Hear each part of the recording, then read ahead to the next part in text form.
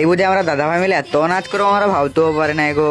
চলো তাহলে গল্পটা তোমাদেরকে ফের থেকে বলি। আজকে ছিল কালী পুজোর, তাই আমি ঠাকুর থানায় প্রদীপ জ্বালাচ্ছিল, আর এখানে দাঁড়িয়ে মোমবাতি জ্বালানো দেখছিল বুনু আমার। তারপরে সব মোমবাতি গুলো ঠাকুর থানের এক সাইডে আমি লাগিয়ে দিই। ঠাকুর থানটা দেখতে অনেক সুন্দর লাগছিল। বাতি জ্বালানো কমপ্লিট করে আমি রেডি হয়ে যাই। আমি আর আমার একটা দাদা যাচ্ছি খামার বেড়া। তখন পর দাদা আসতে আমি বেরিয়ে গেলাম।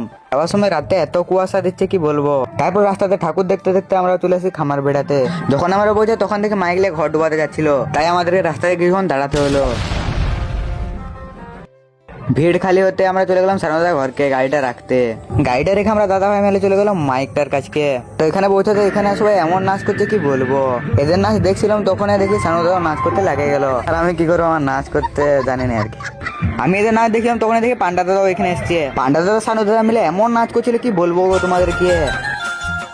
স্বপ্নে বন্ধু পাবি রে তুই আমাকে, স্বপ্নে বন্ধু পাবি রে তুই আমাকে, ঘুমায় ঘুমায় চুমা খাবো তোকে, ঘুমায়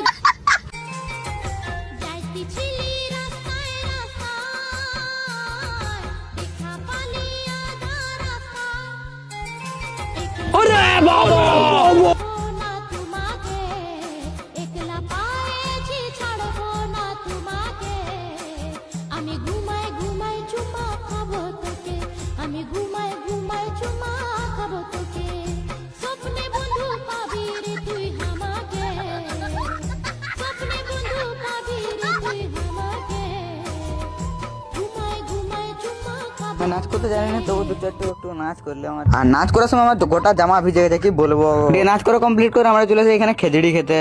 আর হ্যাঁ, খেজড়িটা অনেক ভালো করেছিল। খেজড়ি খাওয়া কমপ্লিট করে চলে গেলাম ঘর। রাস্তাতে যাওয়ার সময় এত কুয়াশা দিয়েছিল, তোমরা ভিডিওতে তো দেখতেই পাচ্ছ। তোমরা ভিডিওটা লাইক করে একটু ফলো করে দেবে। দেখা হচ্ছে নেক্সট ভিডিওতে।